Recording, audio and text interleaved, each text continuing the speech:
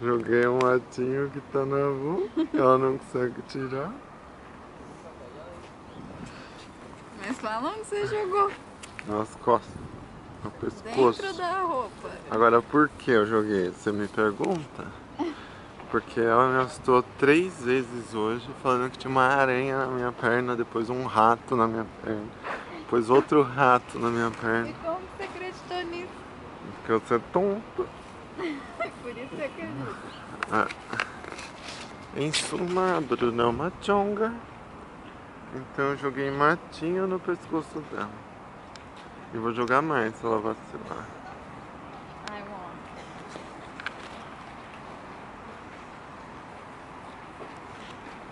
O que você tá pegando aí? Um sandshrew, mas ele tá pulando dentro da minha Pulando? cor.